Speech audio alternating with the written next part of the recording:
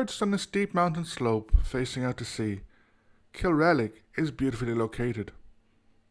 Indeed, it is possible that it is the most beautiful monastic site in Kerry, and perhaps even in Ireland. Around 100 metres below the site, the slope gets even steeper, turning into a cliff. Below this is the Atlantic Ocean. Above it, the road winds its way up to Bowler's Head. If the sun is shining, it is a wonderful place to be. In fact, even on a cloudy day, it is very special.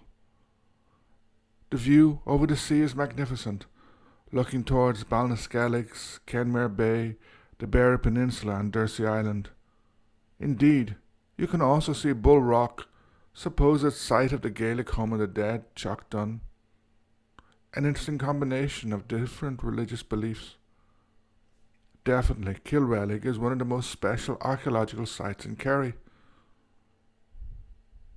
It's not the easiest place to get to, essentially because you have to follow a narrow road up the mountain with few places to park or turn around.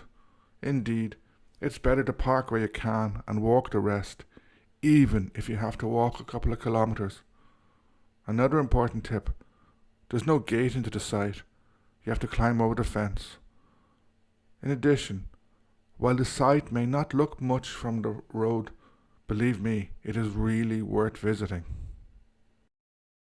Cill Rialaig monastic site consists of an oratory, a circular hut, 3 rectangular buildings, a fascinating cross slab and a souterrain. All of these are inside an enclosure, which in parts looks like a stone fort. Outside this enclosure, near the road, is a rectangular platform with a leacht and an even more beautiful cross slab. Probably my favourite part of the site. On the other side of the enclosure are another 2 huts. Around 90 metres below the enclosing wall is a holy well, but that's not always possible to find.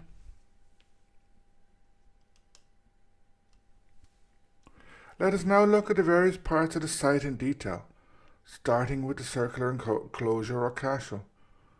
Internally, it measures 23 metres north-south by 21.5 metres east-west. Like many constructions from this period, it was built using dry stone.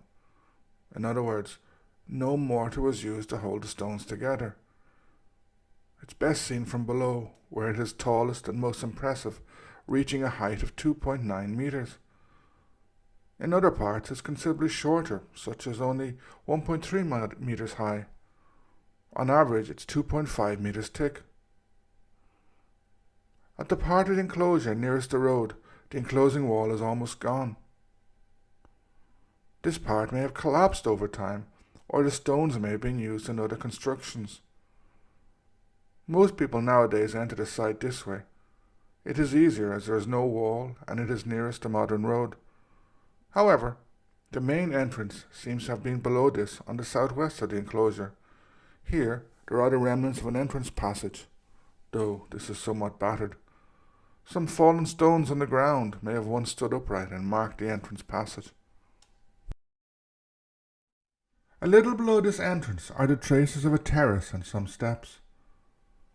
On this terrace are the ruins of 2 huts, one of which is around 40 metres away from the enclosure.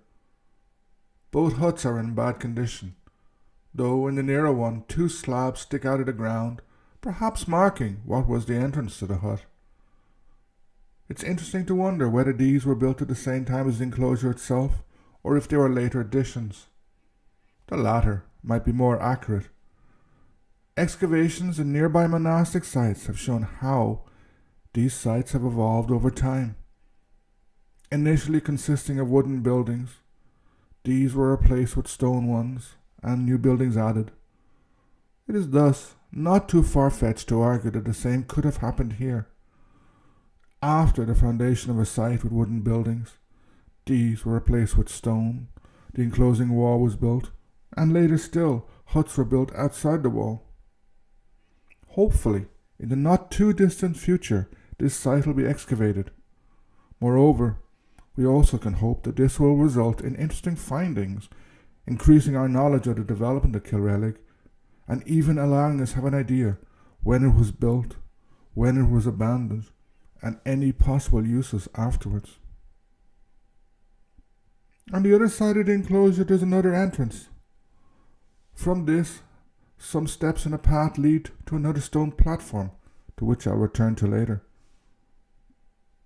The inner side of the enclosure contains two relatively large niches, both over a metre deep and a little over half a metre wide. Near the main entrance are the ruins of a round stone hut and a souterrain. Not much of this hut is left either. Its surviving walls are 1.35 metres wide and around 1.2 metres wide. Probably the hut had a diameter of around 4.5 metres. Southeast of it is a small area with a number of protruding slabs. In addition, near the hut is a souterrain, or, as it is described technically, a low lintel passage. It's less than a metre high and runs for a little under 3 metres. At the beginning of the 20th century it was reported to have reached the outside of the enclosing wall. However, this is no longer the case. The roof and the side of the passage consist of stone slabs. Its entrance is rather small, around 0.35 metres high and just over a metre wide. Probably it was bigger originally. Also present in the enclosure are the remains of 3 rectangular buildings. 2 of these, which are in reasonable condition, may be of recent origin. Again, excavations are needed to be sure. The third one is badly decayed. However, the central point of the enclosure is the remains of the oratory. This measures a little under 6 metres east by west and 5 metres north by south externally, while internally it measures 3.25 metres east-west by 2.25 metres north-south. Its roof, which was probably corbelled, is long gone, while the walls have an average height of 1.5 metres and are 1.3 metres thick. There was a window, or at least an opening, in the middle of the south wall. The entrance is on the west. At present, the door is less than a metre high and wide. Possibly the ground level has risen over the centuries. Indeed, the entrance now looks somewhat fallen, as if the earth was swallowing it. Beside the oratory is one of the 2 beautiful cross slabs in the site. It's around a metre high and 33 centimetres by 9 centimetres at its base. Carved on its west face is a linear cross inside another circular cross and a circle. Despite the harshness of the Atlantic weather, the carvings on both cross slabs are still in very good condition, allowing the carvings to be easily seen. Hopefully, this will remain the case. 5 metres to the north of the enclosure is a large dry stone platform, now directly accessible to anyone entering the site. Once the way to get there was through an entrance in the enclosure wall, walking along a short path and finally climbing some steps. Rubble was used to construct a level surface for the platform, which is 1.7 metres high at one end. Measuring 8.7 metres northwest by southeast and 6.3 metres northeast by southwest, it is surrounded by a low wall, half a metre high at the most. There is a narrow entrance on the southwest and possibly also at the northwest. Occupying the centre of the platform is a rectangular stone mound measuring around 5 metres northwest-southeast by around 2.5 metres northeast-southwest. Some quartz is found in it, and it is believed to be a leacht. Actually, it very probably is a leacht. In other words, a stone mound often found in monastic sites in Kerry and often associated with quartz. It may have marked the burial place of the founder of the site, though not always. Leachts also played a role in pilgrimage. While their precise role is unknown, they must have been important in Kerry in the early Christian period. Indeed, probably everyone knew what they were, how they were used, and more importantly, what they symbolized. We can now discuss my favourite part of the site. On the southwest of the leacht is a very impressive cross slab. It's around 1.4 metres high and 28 centimetres by 8 centimetres at its base. On its southwest face is a carved linear Latin cross with two concentric circles in its centre. The shafts of the cross stretch far above and below the outer circle and end with a H shape. It is beautiful in itself, but when looking at the cross, you cannot but be impressed by its backdrop, Skellig's Bay and the Atlantic Ocean. The cross slab has stood here for more than 1,000 years, perhaps almost 1,400 years, and still survives today. It is a place for reflection. Finally, like many former monastic sites, Cill Rialaig was also used as a killeen or calúrach, probably in the 18th and 19th centuries. In other words, it was used to bury unbaptized infants or outsiders, since, while it is not an official cemetery, it was still sacred ground. Interestingly, the number of graves here is much smaller than at other sites, probably because of a lower population nearby or because of the inaccessibility of it. Cill Rialaig is most definitely a very special place, yet we know little about its history.